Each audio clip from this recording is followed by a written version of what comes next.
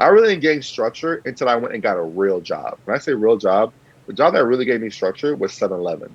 I went there, I Mm, saw all their systems. I was like, damn, they have this. Oh, they was telling you what to do on the hour, by the hour, and how to do it and what to check off. And I learned that before I started my cell phone business, and I took that and I implemented that into my business. So give credit to 7-Eleven. They had a real very system. nice. You work from this, you clean the grill, you clean the back. Everything was charted. It was time stamped and tracked. And I learned that I still apply some of these principles now in my own business. Man, it's You are now listening to the Your First Steps podcast. It's great to talk about $1 million dreams, but where do we start? How do we get there? Listen up as you hear directly from real estate industry leaders on how they reach success in their fields. And most importantly, what were their first steps? Let's get this party started. Here's your host, Eli the Real Estate Guy. all right. Hey, how's it going, guys? Thank y'all so much for tuning into another episode of the Your First Steps podcast. I'm super excited to have our guest today. When you're talking about someone that's a flipper, landlord, tax professional, entrepreneur, father, husband, and man of God, we have Mr. Jean Guirand. Jean, how you doing today, man? I'm doing good, man. Thank you for inviting me, man. I know we've been connecting for a while. It's an Definitely. honor and a privilege. I thank you, brother. Yeah, absolutely, absolutely, man. So, for the few people that may not know who you are, kind of give a description of who you are and what you do and what you're all about. All right. My name is Jean Guirand. I'm an investor in the Florida market. I'm a licensed realtor. I have to disclose that. I invest in properties. I flip them. But most of all, I'm a father first entrepreneur. Well, father, husband first entrepreneur. And just to give you a little bit about myself, I immigrated here from Haiti. Parents came here. We kind of had to do everything for ourselves. So we weren't very wealthy or well off, some might say, but got into the United States, came here and got a degree. I went to school, decided that degree wasn't going to help me get where I want to go. Ended up starting businesses since I was young. I always had an act for it, just love businesses. So I started my first business in middle school. That led to fast forward here. Been in real estate for 7 years, flipping houses, few rental properties. Just got into Airbnb about a year ago. Have a property that we're currently working out all the kinks. And also now I'm just developing properties. So now we're buying land and doing building, thanks to one of my mentors and people I've been surrounding myself with. So I'm very interested in the space that I'm in. My brand and company is Real Estate Full Circle, which houses all the umbrellas of all my companies. I would like to say I like to make things full circle or bring the picture to light, whatever you're trying to do. So I try to make a full circle, whether you're buying a house, whether you're buying investment property, whether you're trying to flip your first property, second property.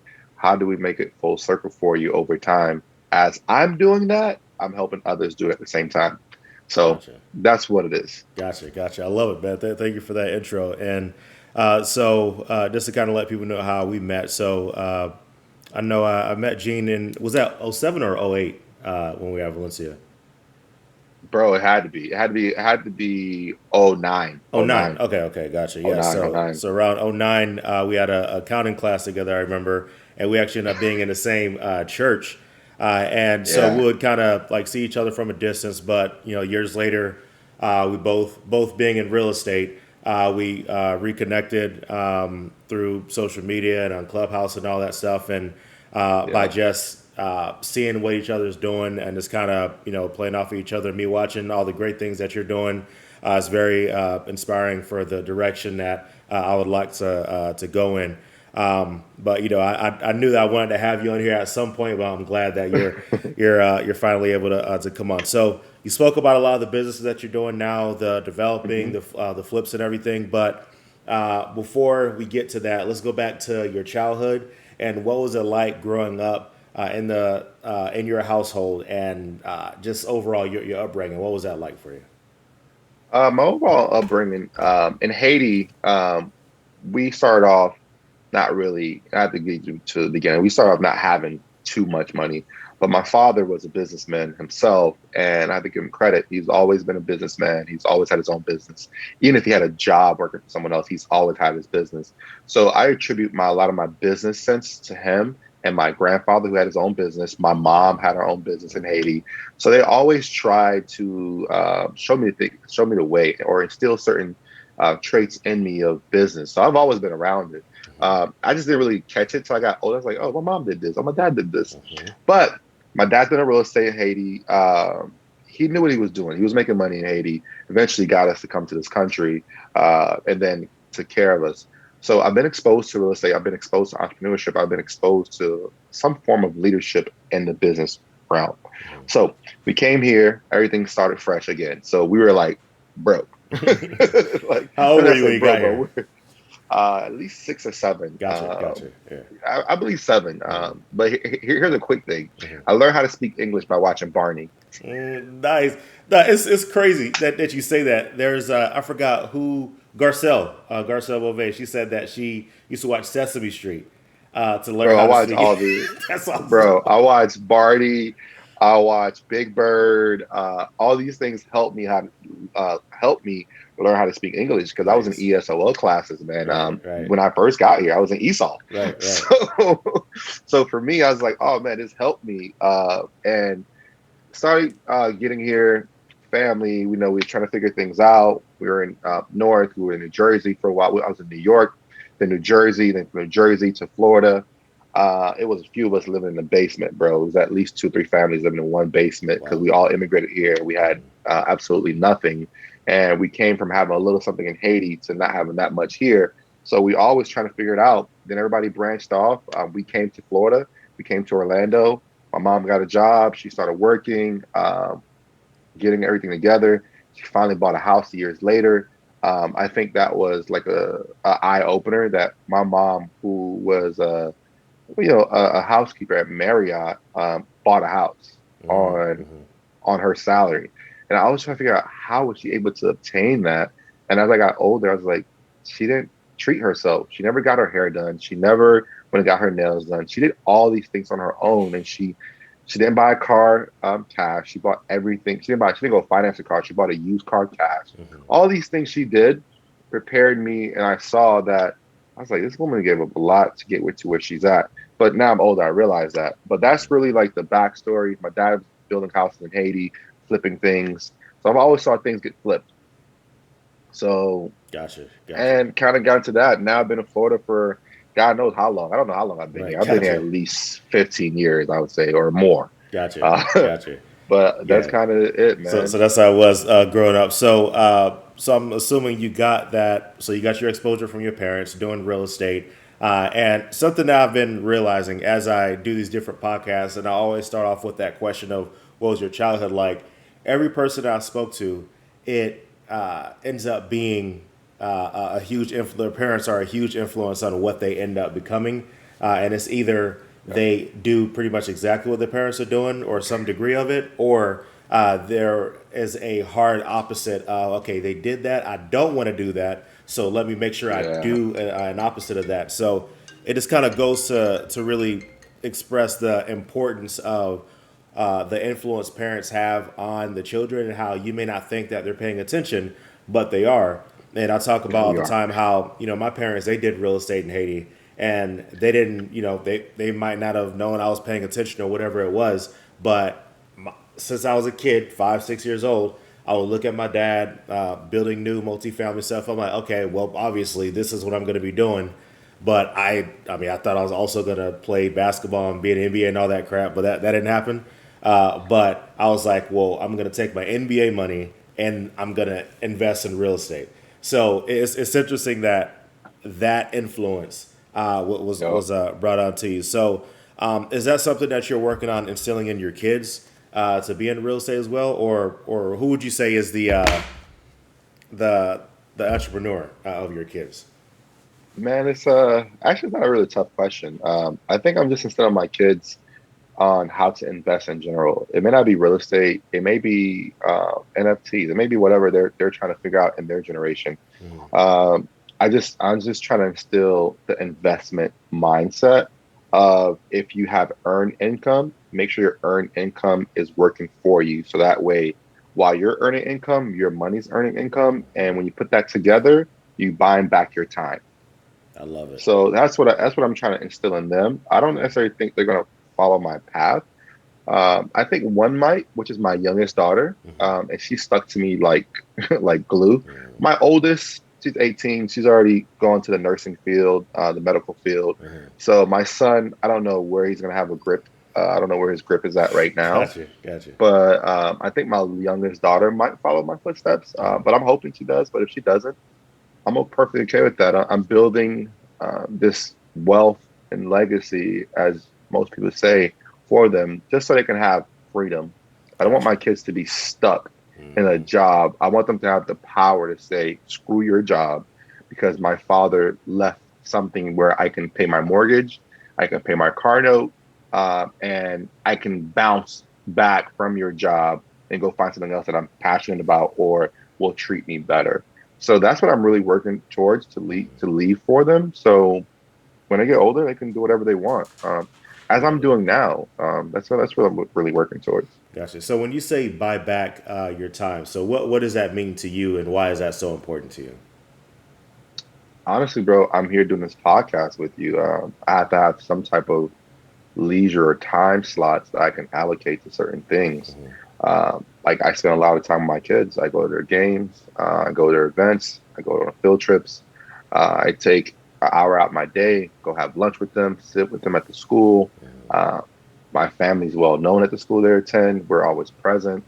These are the things I mean by buy back my time. I love it. We can go on vacation for 2 weeks, and it don't really affect us. So for me, these are the things that my kids are going to remember as they get older, and those are the values I want them to have. So I don't want them to go work 90 hours a week and have no family life. I'm not trying to instill that in my kids. I love So it. I want them to see how I'm raising them, so that way they can make an excuse. They're exposed to this level of lifestyle now. Like daddy's always here. So how do I be present for my kids or family as I get older? Right. I love it. I love it. So you spoke about your childhood and how you had your first business when you were in middle school. So what was that Yeah. middle school business? Bro, I was selling candy in middle school. I I used love to go it. to I dollar love it. store. So I've been flipping before I was flipping houses. Hmm. So I was flipping candy. I would go to the dollar store. They had these 10 packs, these bundles of Butterfingers, Snickers, Twix, Kit Kats. They had 10 in it. They would sell it for $1. I would then in turn go sell that in school, in middle school, and sell it for 25 cents. So the first four, I made my money back. The Hmm. last six, I made profit. Nice. So I would typically sell $3 to $4 of candy per customer, because most people had $1 or $2 at school, and they would buy Mm. 4 to 5 pieces of candy to munch on throughout the day. So my average transaction was about $1 to $2. So if I sold to 20 kids, I made $40. So it only cost me, so I was making 30, 40, $50 a day in school Nice. selling candy. So That's that good really money in opened up middle my school. eyes. Oh yeah, That's it's great right. money. Right. I was a kid buying everybody lunch because I was making money in middle school. Nice. Nice. You was that guy. He's like, don't worry about it. I got this whole line. Not the whole thing, but a But portion of it. gotcha, gotcha. Cool. So now going into the different jobs that you had, so did you do like the usual? I know my first job was at the movie theater, and then I worked at Starbucks and all that. What was that like for your? Or did you always have like your own business that you were doing? So I always had my own business. To answer your question, my first actual job, when I think about it, I used to say it was like working at a cell phone store, but it wasn't. I used to work for these guys at a barbecue company, barbecue pit, and I was the guy. I was like 14 or 13. I was like, I went to them. I was like, hey, can I have a job?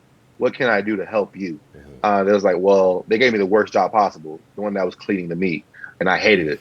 Uh, I was there cleaning, removing the little membrane off the ribs, Yeah. gutting out the chicken, removing that, prepping it so they can go season it. They were doing the easy job, I was doing the hard job. They was paying me like $5 or $6. They weren't really paying me anything, Right. but per hour. So I did that for like maybe 2 or 3 months, and then I saw somebody else. who had a cell phone business, and I was like, "Yo, I could sell. I've been selling since middle school. I know how to sell." Right. I told him. So here's the kicker. I was like, "Hey, man, let me work for you for a week. If I can't sell or bring you any value, you can fire me. You have to pay me anything." I love it. And I realized that, not knowing that, to this day, I was like, I told this guy work for free. That was so stupid. But I knew, bro, I'm good at what I do. Hmm. Anything that I want to do, I apply myself and I do it. So he allowed me the opportunity. I had all my friends from the neighborhood because I was well known since like Hmm. middle school. Everybody knew me in the neighborhood. Hmm. Everyone knew me. I was like, "Hey, man, come by this, come to the cell phone store, come learn." I worked for him. He was paying me the table for a little while. I ain't gonna say his name, but uh, Gotcha. but then I was like, I always wanted to work, man. So he Hmm. hired me, and then I learned it. Then I eventually opened my own. It's funny. The person that hired me gave me the opportunity, trying to block me from opening my own. And I learned Mm. everything and went open up my own business. And So then I opened up my own cell phone how did he store. try to block you? I approached him. I was like, "Hey, man, I want to open my own business. I want to open my own cell phone store. Will you help me?" And he was like, "No." Oh, okay. He's like, "You want it? You Gotcha. got to do it. Gotcha. You got to do your own." But what he Wow. failed to Okay. realize was this: I was I was the head of the operation of the business. I knew all the contacts. Everybody liked me. I Hmm. knew how to make ringtone. I knew how to sell. I had charisma. I looked good, so all the women liked me. So that kind of helped in my Hmm. favor. You Hmm. know, my wife. I'm married now, so no Right. one It's loves all me. good. But Right. however, I knew a lot of people. I Hmm. always developed relationships. I always connected with people. Hmm. So I was like, all right, I went and did my own. When I did my own, I got an investor. My mom helped me invest in that business. Actually, my mom helped me invest in the second one, but I got an investor in the first one. Went ahead and did it. The investor tried to choke me out. I went on my honeymoon. I started my own cell phone business. It was profitable for just to pay myself a good amount of income. And then as I went on my honeymoon on my wedding, the investor tried to choke me out the business by trying to take control of it to pay themselves more. And I was always keen on this. Whenever you work alongside people, you need to pay them. So my cell phone store was doing good because I was paying people more than what they're worth. At that age, the minimum wage was like 7.25. Hmm. My staff is being paid $9 an hour. Hmm. So they try to choke out the business. I was like, all right, cool. I went in. I was like, all right, I'll leave it to you. They ran the business down. Went opened up my own second location by myself. My mom was my investor that first one. That I rest her soul. And it took off. Took off for a few years, and then try to figure it out, trying to grow it out. A few things, but that's kind of the backstory. Gotcha. So is that so before you got into real estate full time or tax full time, is that the last other business that you did, or did you do other businesses in there? Well, I had other businesses, like that's flipping stuff, flipping handbags, that type of stuff, flipping my money. Somebody might say, "Hey, I need to borrow this." I'm like, all right, cool. I'll give you this. Let me get this back in return. Just that type of stuff. But it wasn't like no structure type thing. It was always just flipping. There was no real structure. In the beginning, there was no real structure. Hmm. I really didn't gain structure until I went and got a real job. When I say real job, the job that really gave me structure was 7-Eleven. I went there. I saw all their systems. I was like, damn, they have this. Oh, they will tell you what to do on the hour, by the hour, and how to do it and what to check off. And I learned that before I started my cell phone business, and I took that and I implemented that to my business. So give credit to 7-Eleven. They had a real Very system. nice. You work from this, you clean the grill, you clean the back. Everything was charted. It was time stamped and tracked. And I learned that I still apply some of these principles now in my own business. Man, it's very interesting that you said that. I was the last podcast that was just released was with James Lewis. He was talking about no, it wasn't James. The one before that. So James is who I'm talking about. Okay. So he is a business consultant and he helps people develop systems for their business and things like that. And he worked for Home Depot and he also worked for CarMax. And he was explaining how it's a blessing to be able to work for these Fortune 50 companies that will show you the structure because they're obviously a successful business, but people look at those as, oh, I don't want to work for this company. I'd rather work for, some finance company or Charles Schwab or whatever. But it's like, understand that these are multi-billion dollar companies. They have a structure. They have certain disciplines and their system is so tight that if you just go in there thinking about, oh, I'm trying to make $8 an hour, then you're going to completely miss the point. But if you go Yep. in there and just analyze, like, okay, I see the systems, like you said, I got to do this on the hour. I got to do this. This is how you work your schedules. This is how you work on hours. This is how you, like, if you observe the system, then you go out into the world or into entrepreneurship ahead, because you're like in the belly of the beast, learning how things actually work. And Hmm. then now when you're on the outside, you're not starting from zero. You're starting from experience from a multi-billion-dollar company. Yeah, which is true. And there's a lot of things you learn from that. Uh, for me, I worked there for maybe 2, 3 months. I would say 3 months. And I quit. I couldn't do it anymore. There's something Gotcha. in me that just don't. I don't like people telling me like what to do and how much they're gonna pay me. I don't like a limit on my pay. So Gotcha. when they I kept feel telling you. me what to, like when to show up, I was like, nah, I'm not gonna do that. Gotcha. So I just Gotcha. went back into my own business. But I learned a lot from them. And since then, I've always, like lean on other people who have businesses to see what they do and how I can add it to my business. Gotcha. Absolutely. So when it came to you being in real estate now, what was that transition to bring you back to real estate? And was it like a little nod of from your parents, and like it was always in the back of your mind, or what brought you to that? Uh, Man, it's a good question, man. Honestly, I always answer this, and honestly, it was just me investing. I made an investment. I loaned somebody $20,000. They brought me back 25,000, and a short span. And I was just like, well, how the hell did you bring me back $25,000 in a short span? They're like, oh, it was real estate. I was like, what? And everything aligned. At that moment in time, my cell phone business wasn't doing that well. It was doing okay. It was doing okay. And there were changes that were happening in that business that were gonna eventually force me out or force me to grow and do double work for the same amount of money. So when that opportunity presented itself, I started working around real estate. I started hanging around everybody who was in real estate. I hung around Sam Abraham. I hung around his cousin. I hung around another guy named Gene who was doing real estate. I just started being around everybody in real estate. And I was like, well, if I'm gonna do this, I'm doing some odd stuff for free just to learn. And a lot of people don't talk about this, but I did a lot of stuff for people for free. I even lent them money just to learn in the project. Yeah. And I did that, and I was like, well, I can do this myself. So as I'm learning with these people, I'm like, all right, I learned this, bought this house. Okay, so I bought this house, and I already knew how to kind of do things around. So I was like, all right, I bought this house. All right, let me flip it. With guidance and people helped me, I flipped the house. Flipped the house, and it worked out. I didn't really lose, but it worked out. And that's how I really got into real estate by that one introduction of investing $20,000. Gotcha, gotcha. Okay, and so that was that spark. That okay, you Yeah, made that, yeah, yeah. and gotcha. Okay, good deal. Bro, you make $5,000 that quick. Or like, and I didn't have to do anything. I was Yeah, like, really? gotcha. It's like, So yeah, sign me up. that kind of goes into would you have rather started a, I guess, like a hard money company instead of going into the real estate yourself? Is that something that you would want to do instead? Well, I have hard money company now. I didn't mention it earlier, but I do hard money for like students or people who need it when they're in their projects.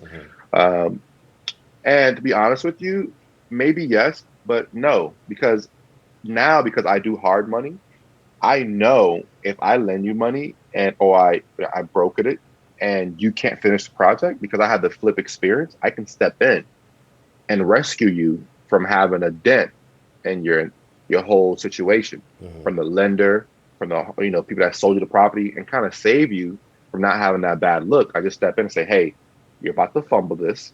I know how to flip a house already. Maybe it's your first or second time flipping a house, and I see you're about to lose. I'll step in, help you, fix it, get you to win.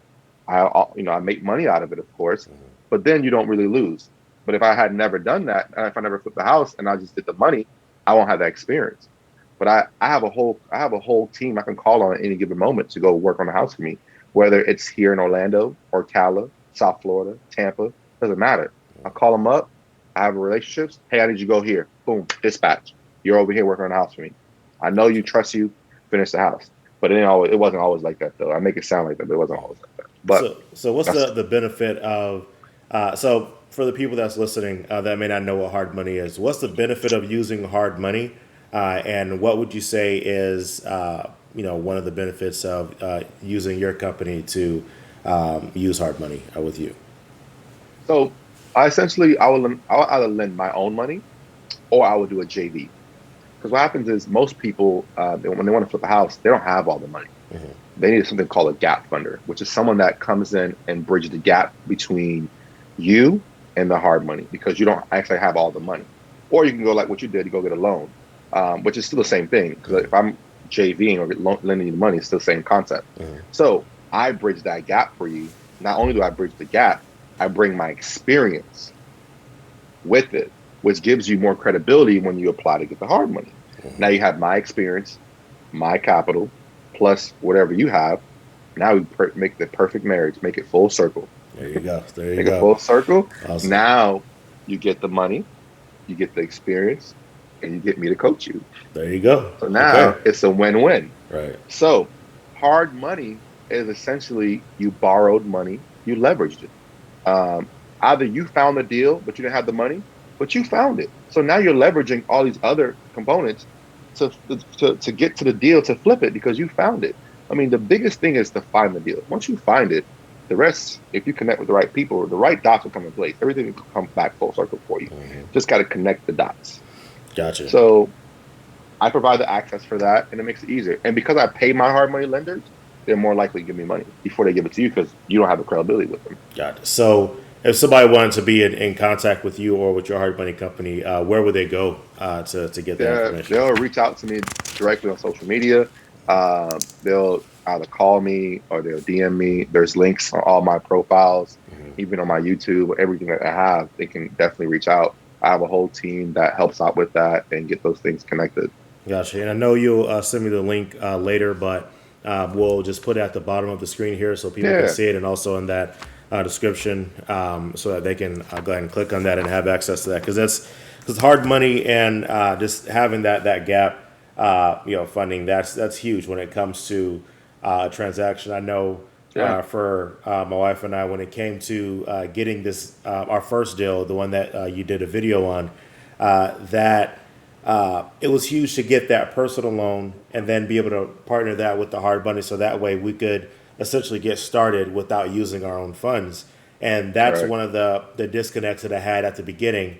And that's what I got from Otis James mentorship was how, you can be an investor. It's just a matter of where you are, what tools you have, and, whether you have, a little bit of money, but you have good credit, or you have a lot of money, but you don't have good credit, or you're a hustler and you can find deals and you just want to partner with somebody to get like whatever it is, you have something that you can leverage in order to get yourself to that deal and make something happen for you. Whether you have to start off as a wholesaler or flipper, landlord, whatever it is, Yep. you have something that could work out for you.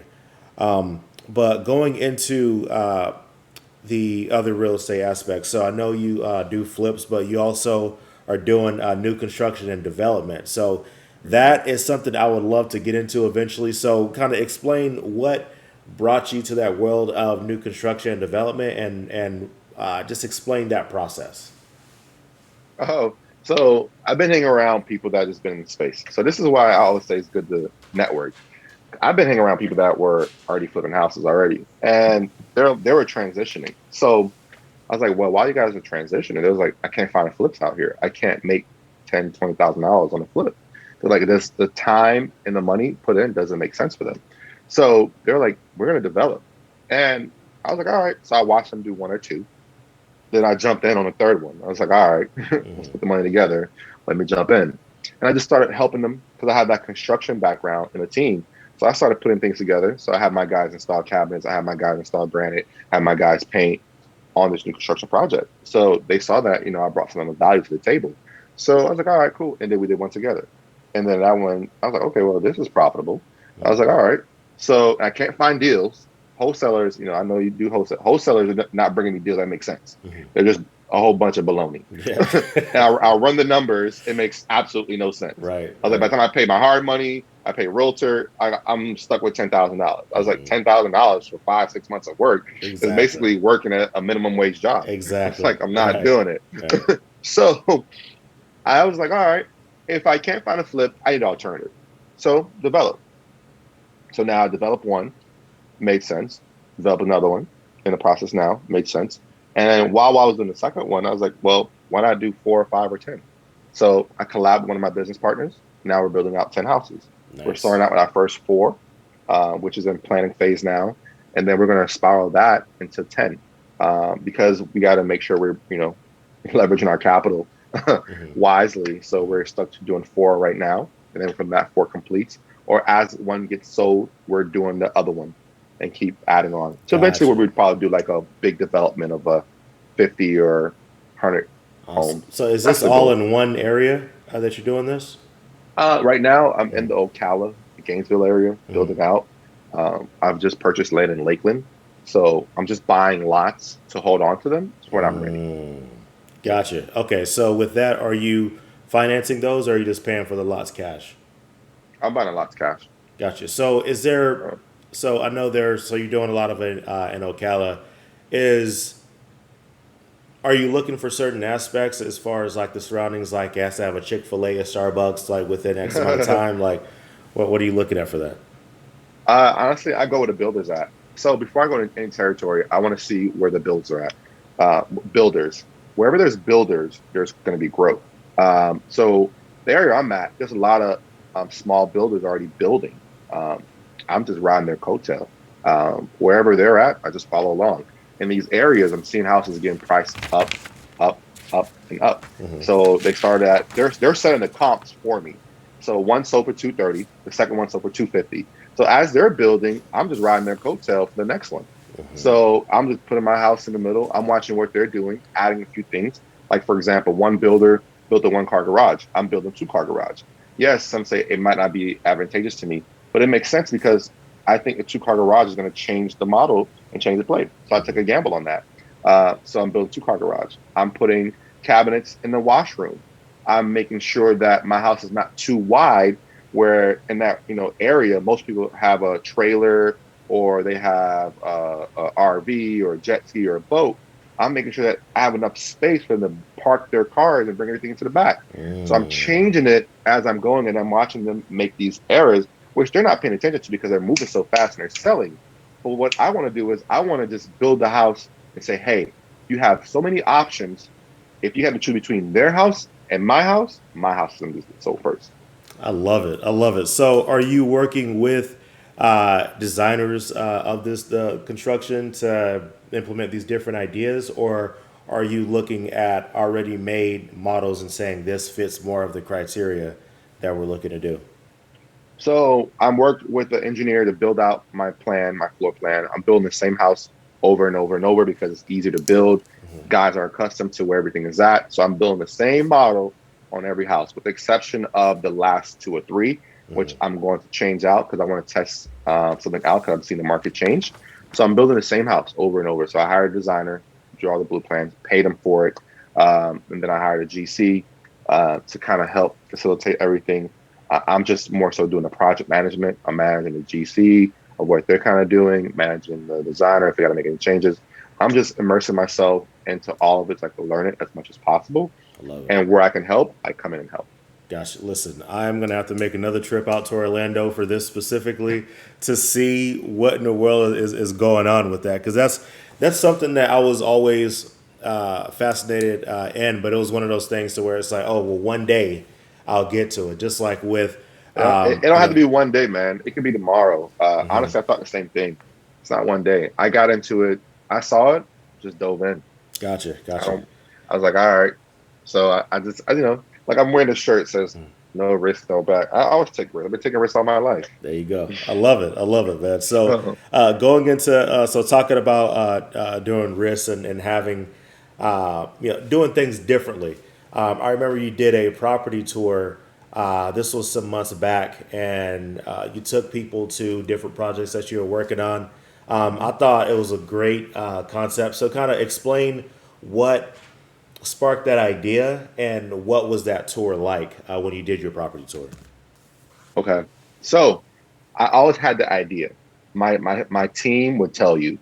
So I wrote this down a while back ago, and I just didn't know how to go about doing it. I want to give you guys some backstory. And a realtor friend of mine who kind of invests, I did a deal with them. They went to a Patrick Bet David conference, right? So I went there. I gotta give you guys some really. I went there. I was like, man, I've been listening to Patrick Bet David all this time. I was like, I never went to a conference, so I paid. So I paid to go there, and I bought the lowest ticket. I just want to see what it was because I had to travel to Miami, spend time for a hotel. I spent that weekend. I spent at least $1,500 to $2,000 just to kind of train myself and educate myself. So I went there. I'm sitting in there, just listening, observing. I'm seeing how he did this, how he did that, how he did this, and then he's communicating, like where you got to do. And I wrote this thing down of what I want to do. And as I'm sitting there, I'm writing down everything. I'm planning out the whole property tour. This is how I'm gonna do it because I'm watching what he's doing. This is what I'm gonna charge. This is how I'm gonna do the packages. This is the house I'm gonna bring people to because I already own them. I'm working on them. And I was like, I have everything. Why am I not doing it, bro? I get back from that conference. I call my team, my assistant, my admin. Yo, we put this thing together. Put it together in 1 month. Boomed it. Sold out. Wow, man. So explain what was that property tour? Because I remember just seeing the footage of it. I remember you talking about it. I'm like, oh, this is going to be amazing. So Bro, it was epic. Explain, explain what was going on in that, so that they can, so that people can really understand how awesome this was. So I took everybody. So if you bought a platinum package, I rented a Sprinter. You got to have one-on-one time with me in between properties where we were talking. My team planned out a brunch, not a brunch. They planned out the dinner. We went to a property. I dissected everything. What to look for. Hey, when you walk to the property, you stand outside. You need to look for the roof, windows, plumbing, electrical wires. So you can see all these things that are exposed already. You can see the roof. You can see how bad the windows are. I will tell them, hey, how to assess it and what not to spend the money on or what to spend the money on. You can see the plumbing, especially when you go outside on that spout that you use for your hose. If it's an older home, which most of the homes that we're flipping are older homes, you can see what kind of pipe it is. I say, hey, let's go here. Let's look at this. Let's go and look underneath the sink. Let's see what kind of clogs you may have. Like, for instance, right? You'll know if you're septic, if you have septic issues or you have plumbing issues. If you go over a countertop of a sink and it's bad, it's backing up, and you put your nose over where the sinkhole is at and you smell something, you know you may have a problem. Not everything is going through. Something is sitting there where that smell is coming back. Gotcha. So okay. I was giving everybody these tips and tricks. I laid it out, gave them a blueprint of how to go about it, and they got to come along. They got to network. It's crazy. From that group, I've done a deal with someone from that. Nice. So, and it was bro. That thing was. I was so scared to do this, bro. I was like, man, people are not gonna do it. I was like, I'm gonna put so much money out, and bro, I put some money out. I took a gamble on myself, and it worked out. And the response, bro, I was so emotional. I took the day off the next day afterwards because the amount of feedback, the amount of everyone was like, this was so worth it. Some people were like, you charge too cheap. I was like, really? Nice. And they're like, the value of what they got, bro. I was so thankful. That was the day where I was like, God, thank you. I believe because I got comfortable. I believed in myself, and I had a team that was just amazing. My team executed, bro. It fell together, and everyone loved it, and we all connect after that. So, which is why I took a whole year to do another one. Gotcha. I was like, I want to do another one because, bro, I was drained that whole day, and I literally took a day or two off. So it worked out great. I'm going to be doing another one, and people learn so much. That has just been so good, man. So I'm going to do it again. I actually have a waiting list on it now. Nice. And that's it, bro. I'm happy for it. I'm happy I did it. I took that gamble. I took that risk. Gotcha. I'm making everything full circle. There you go. I love it. All right. So with this a new tour that you're going to be doing, what can the people expect from this tour? And, what are some of the things that you're going to be keeping and some of the things that you're adding? Are there surprises? Like, what can they expect with this new tour that you're going to be doing? So if they go to the tour, I generally will partner up and do a deal with them. Anyone that goes to the tour, I give them an opportunity to either do a deal and help you through the process of flipping a house. Hmm. So that's one benefit. The next one is I give you a whole list of wholesalers in the area. And I also give you what to look out for. I give you a whole video after you leave it to kind of, because it's a lot, to kind of really unpack everything so you can get it in your head. You have access to my resources, my renovation team, my hard money, all these things that you get come along with it. Because naturally, when people do this, I want them to see it. I want to walk you through it to either say, hey, I can do it, or I don't want to do it alone, or I want to do it with a partner, or they just get fired up Hmm. Hmm. and they go make it happen. There you go. There you go. I love it. So, I love it. Yeah, I know that's one of the biggest things whenever you're going to these types of events, whether you're going to like a property tour, you're going to a conference, or you're going to these different things. So myself, I'm going to a private equity fund launch tomorrow. It's like a 3 4 day event in Vegas, and so I'm going out there because my wife and I were going to be doing private equity funds for multifamily properties and syndications, and it's great to read books. It's great to take courses or whatever, but then there's something different about going to a place to where there's hundreds or 1,000 people that's like-minded and they're doing what you're doing.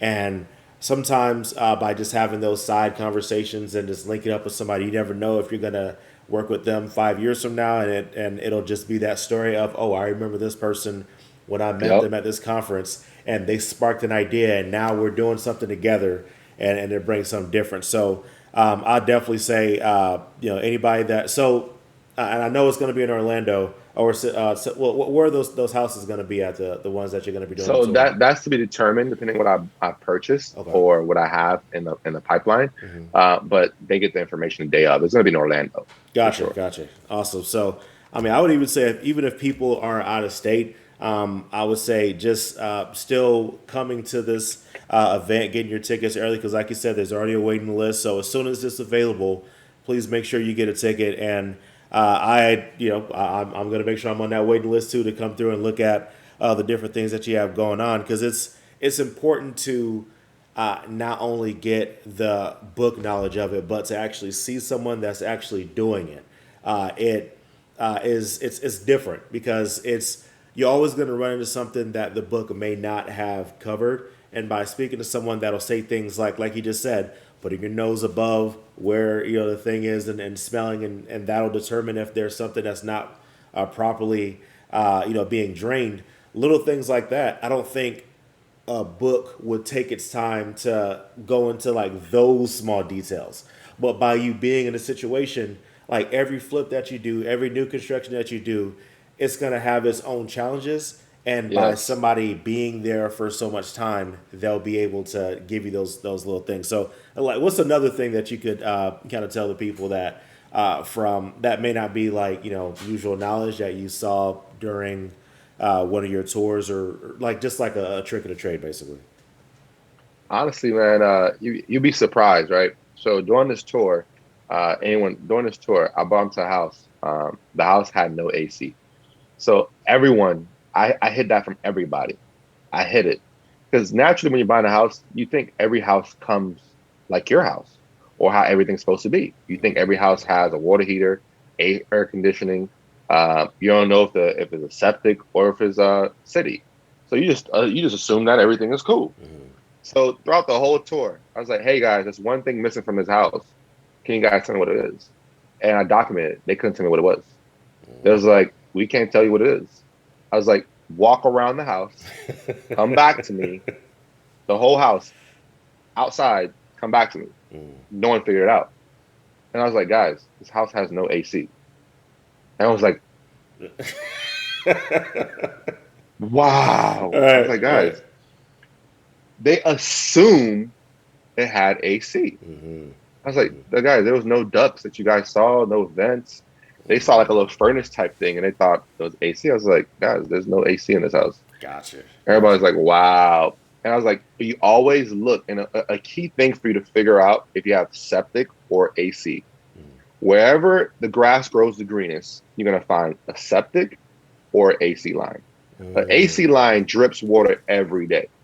That grass around where the AC line is gonna be at is gonna always be green. There's water there all the Interesting. time. Right. And wherever there's a big hump or where the grass is greener, you always gonna know where the septic is at. 'Cause that's just what it is. It's like Gotcha. that's just what it is. Gotcha. I like So that. I like that. uh and it was like so profound for them. It was an eye opener. It was like a light bulb moment. It just Hmm. snapped. And I was like, all right, these are little things you guys want to look out for because AC costs you $6,000, $7,000. Yeah. You didn't Yeah. budget for that. Yeah. Exactly. Yeah, that's awesome. I didn't even know see that's what I'm talking about. Just little things like that you would never know unless you're in it for a while. And every project you do, you're like, oh, well, why is this that way? Oh, boom, got it. Now it's locked in knowledge, and I'll be able to move Yep. that forward.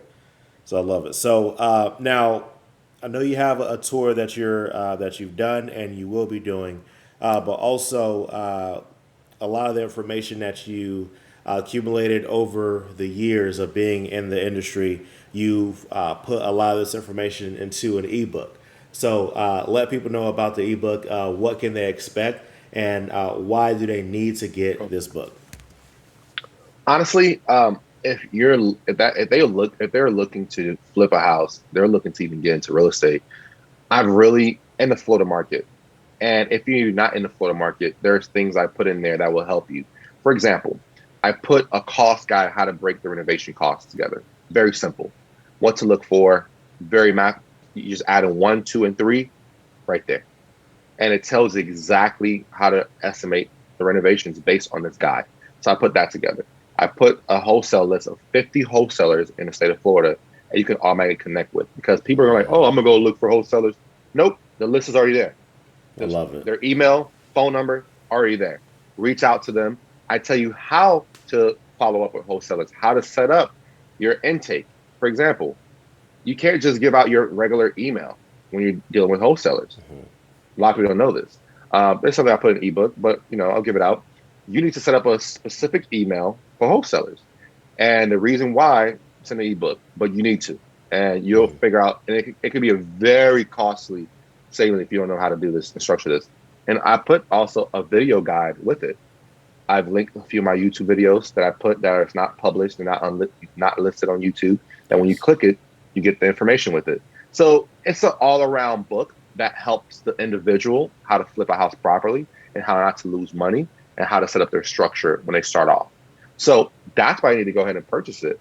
Whether they purchase it for now or later, it's going to give them a lot of value because the things that I put in there is always going to be in place. Now, if some wholesalers fall off board, that's cool. But once you're in my circle, I always update things. I send you, hey, this is new something I found. Here's an email blast. You got this. Gotcha. And that's generally what the purpose and the goal was. Because people always ask me, how do you flip a house? It's like, hey, if you follow this step by step, and once you see that, and it's not even that much. It's $100. And with the $100, if they add in the consultation, you get a one-on-one consultation. But it helps them really go through it. And it's very look, people that I gave it to were like, wow. I was like, yeah. I gave you the whole secret sauce. There you Honestly, go. I did. I love it. I love it.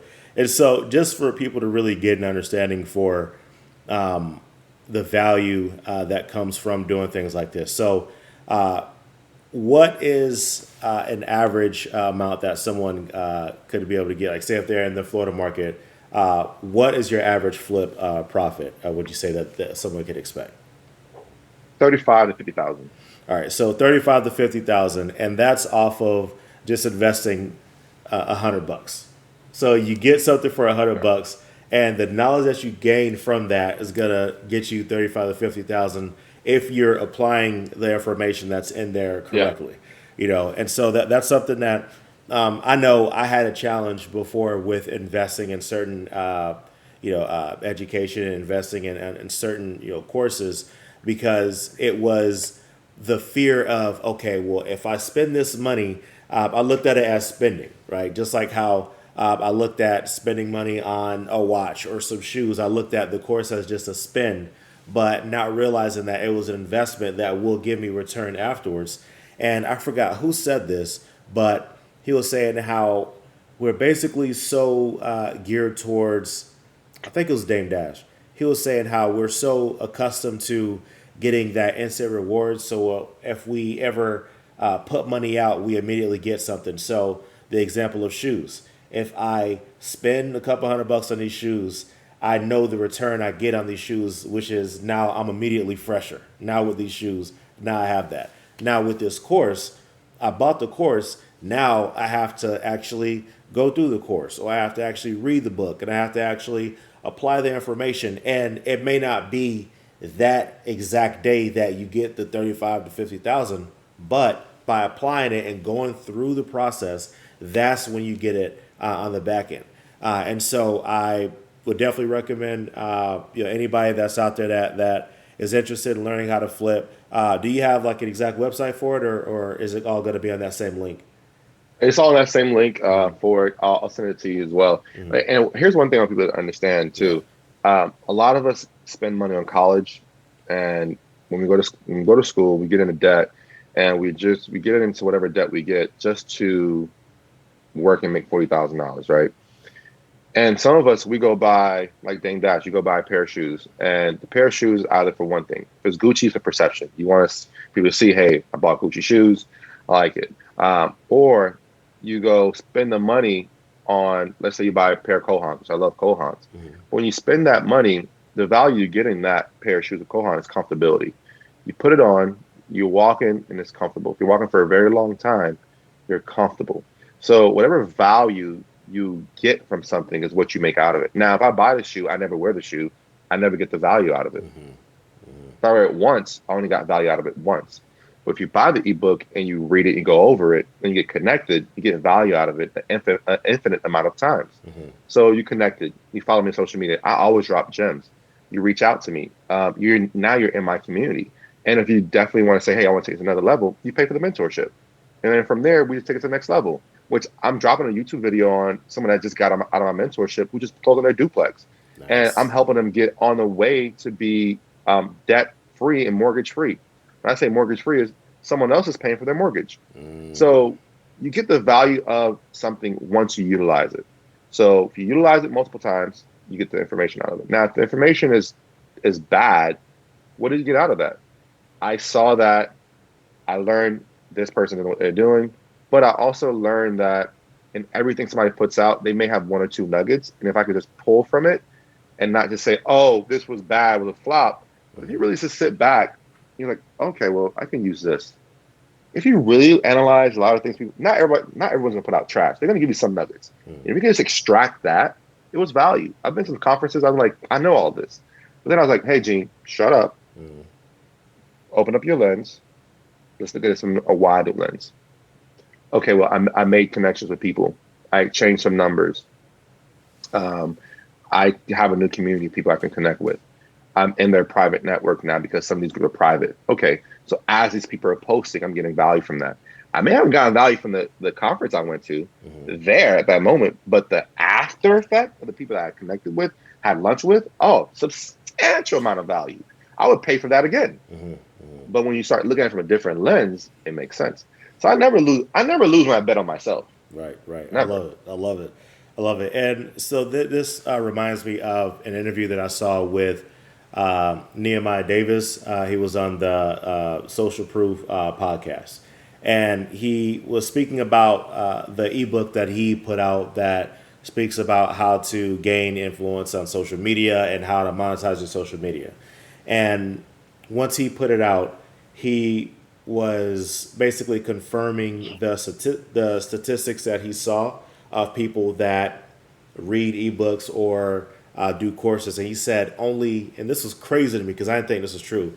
He said on average, only 7% of people actually complete the courses and ebooks that they purchase. Wow. So, and there's some people, and I remember there's a guy, Tony the Closer.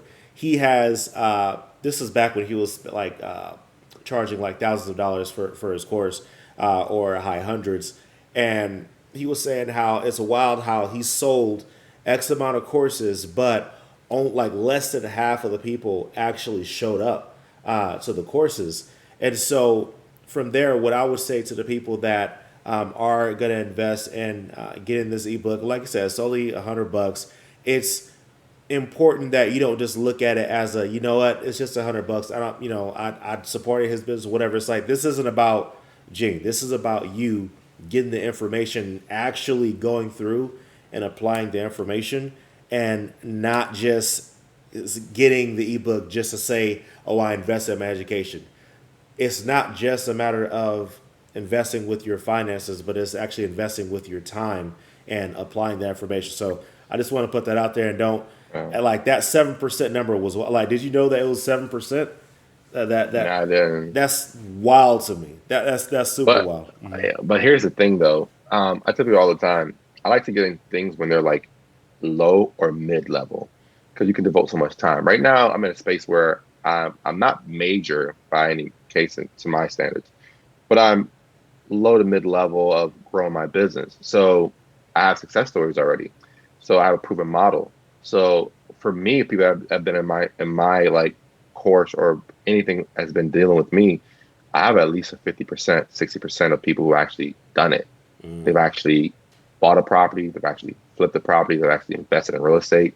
So because I'm so small right now, like not super small, but I have like a good, probably I have about 50 to 100 people in my network. So now they're actually getting things done because I can devote that much time to them. As I get bigger, I have to get people along to kind of filter that through. So it's easier to get in now than it is to get in later. You're gonna Gotcha. have it's like everybody. Like you can't get to Tony Robbins. You have to go through so many other people before you even get to him. Right.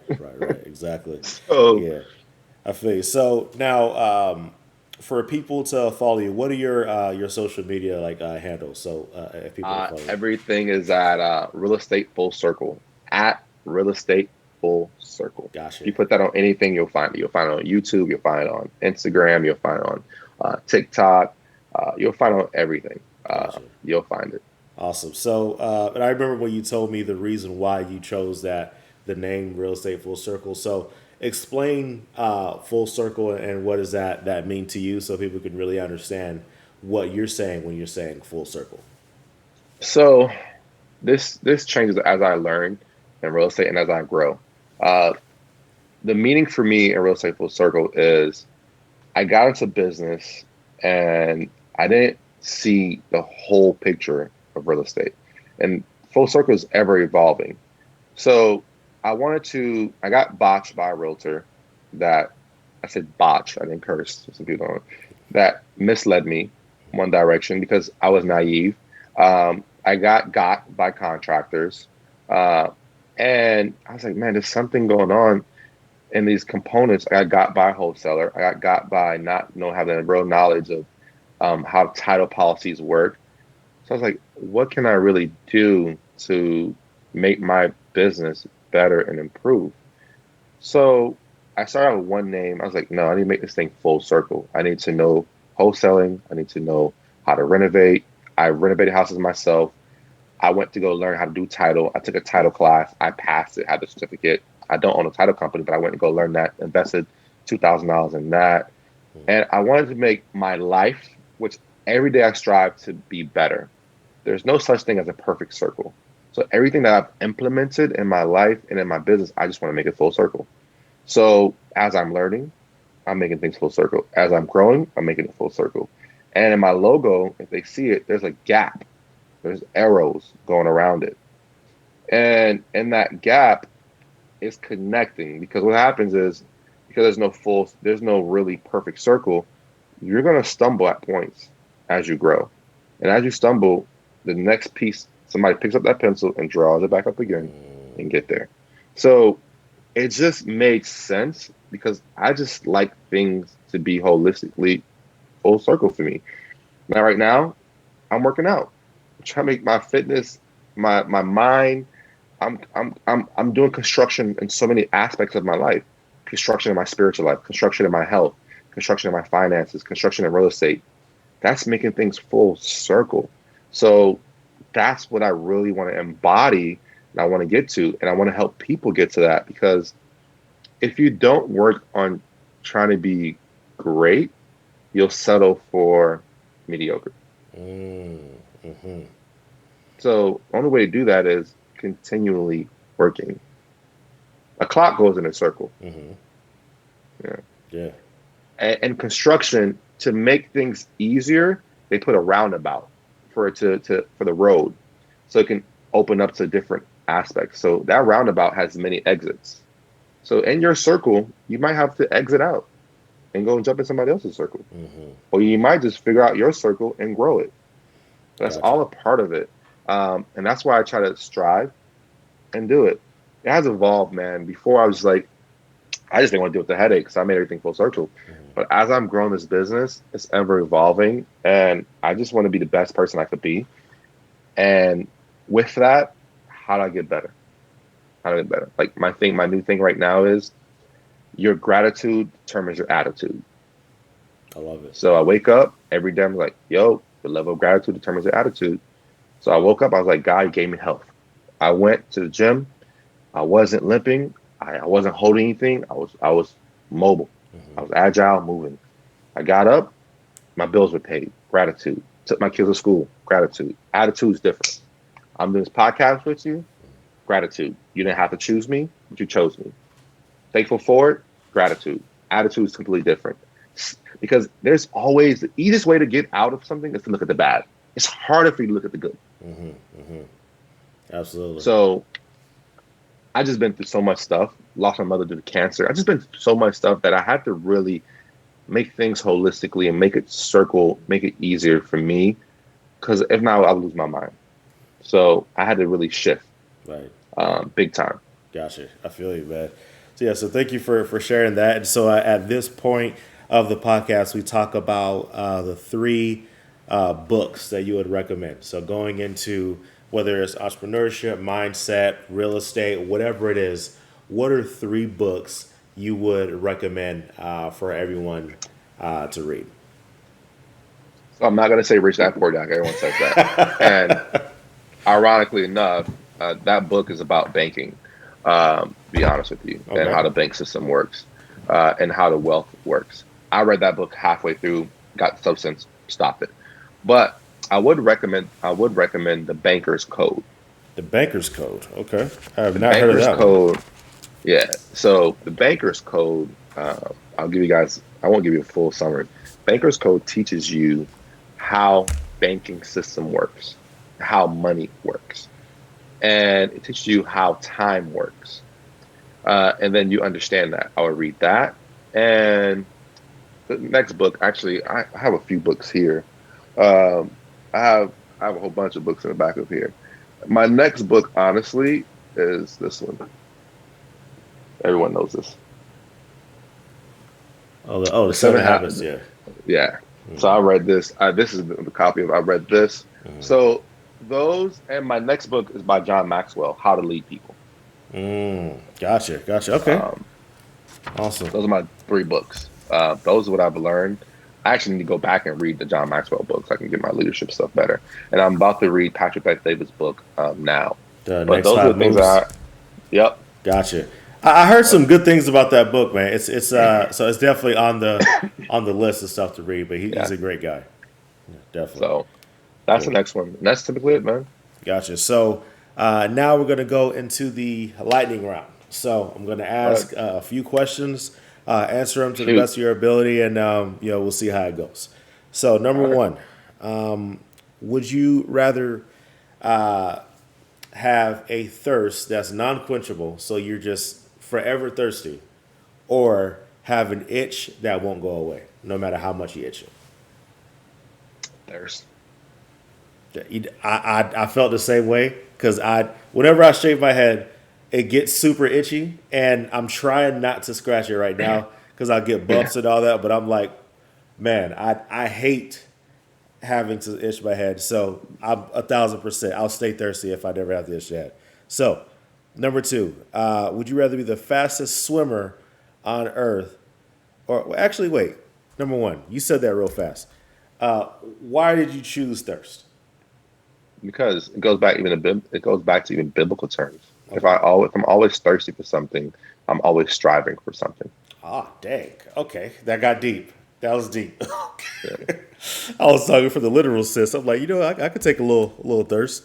But okay. Yeah, but if I'm thirsty physically, I need to continue to refer. So I'm drinking this water now, right? Hmm. I've been drinking through this whole podcast.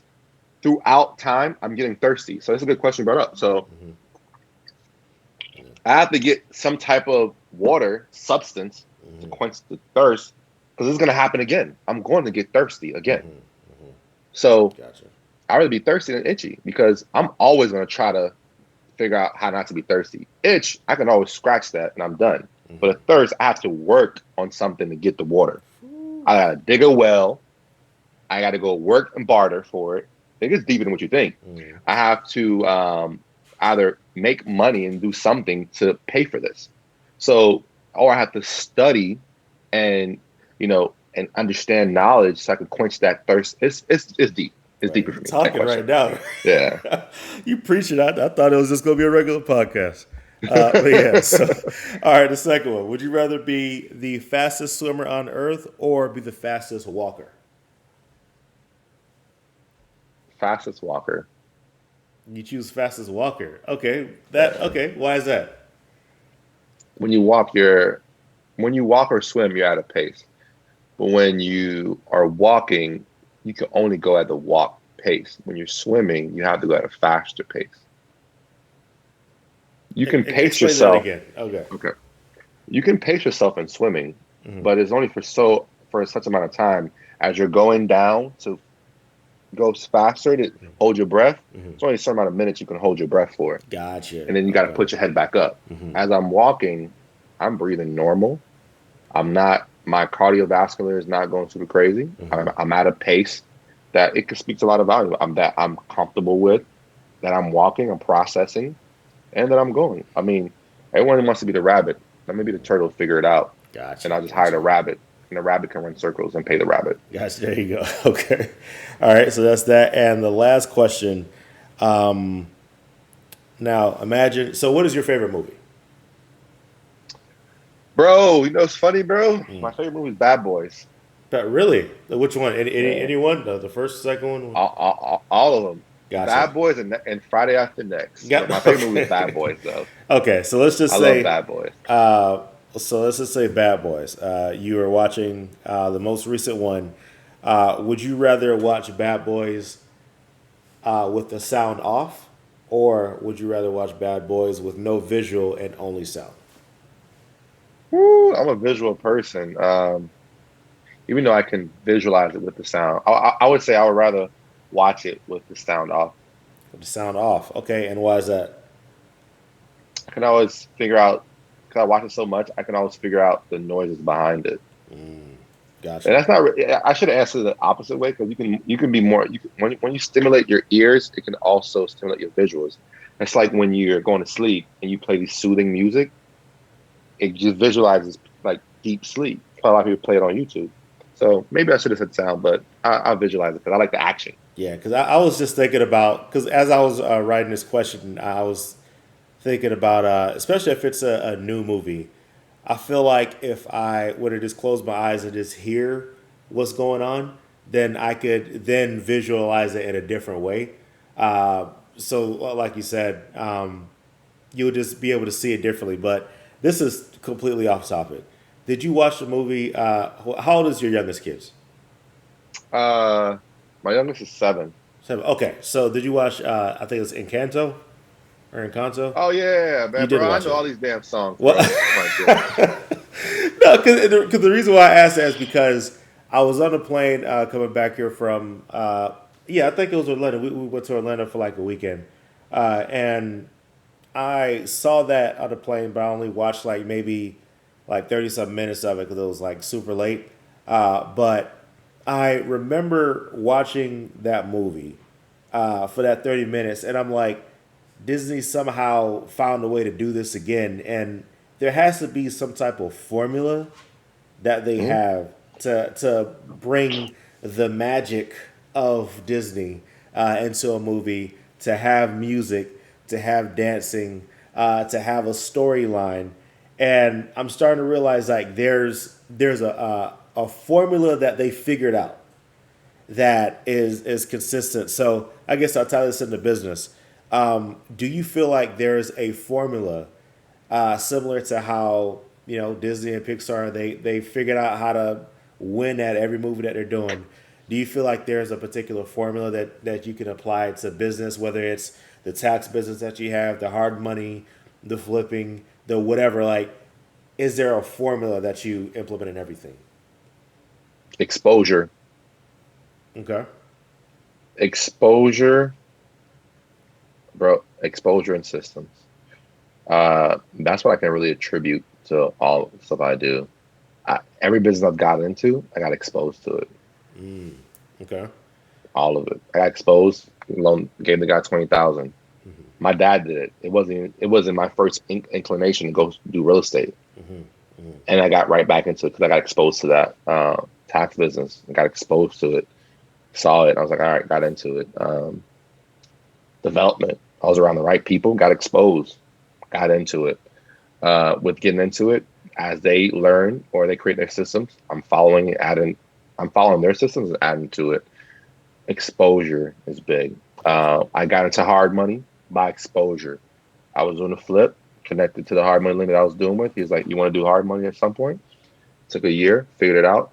He told me how to do the systems and got into it. So everything I've done has always been some level of exposure. So I would always pay for exposure.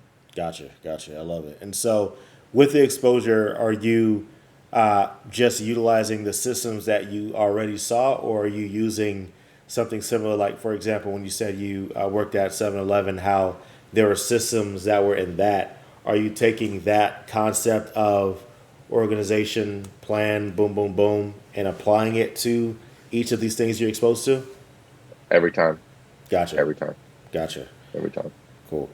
All right. And so someone that wants to get into real estate or just overall being an entrepreneur like yourself, what would you say is their first step into getting into either entrepreneurship or into real estate, whichever one you want to go? Damn, that's a tough question because I've been an entrepreneur all my life. I don't really know how to even answer that one.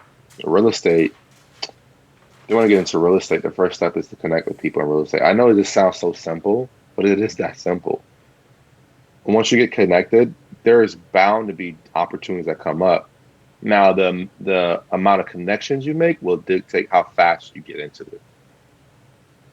Gotcha. If you make one connection, you only have one person's spear in their contacts. If you make 20 connections, you have 20. That's a multiplier. You have 20 people you make connections with that you can eventually get to a deal. Gotcha. I love it. So that's what I would say, to be honest with you. Gotcha. Okay. And so some words of wisdom. So there's a lot of different types of people that's listen to this, mainly people that's interested in real estate. But I do have some people that they just wanted to watch out of support of the different videos that I put up. But as they start watching, they start being inspired to do different things. So just words of wisdom, whether it's real estate or life, what would you want to tell the people that's watching? Life is going to slap the hell out of you. Life is going to slap the hell out of you. And the word I would tell you to use, that I've been using for myself, is gratitude determines your attitude. Your attitude makes your whole day either good or bad. If you look for gratitude, you'll find it. If you don't look for it, you won't find it. I think that's a proverb in the Bible. Just for looking for something. If you go look for wisdom, you'll find her. That's in Proverbs. So some of you may not be spiritual, but that's just my belief. So if you look for the gratitude, you'll have a different attitude. And that's just what it is. Anything you want to do now. Because I used to be negative, man. And I wasn't grateful for people. And I've lost a lot of great relationships. People that were working with me, because I wasn't grateful just to have them. I lost them. So gratitude. Gotcha. Gratitude. I love it, man. But hey, Jean, thank you so much for doing this podcast, man. I greatly appreciate it. And again, I'm going to make sure that all the websites and everything, all the contacts, everything that you have, I'll make sure that that's at the bottom of the screen at the caption here. But thank you so much for coming on, man. Thank you, brother. I appreciate it, man. My pleasure, brother. All right. Thank you for listening to the Your First Steps podcast. Let us know what you thought about this episode by leaving a review. And don't forget to subscribe.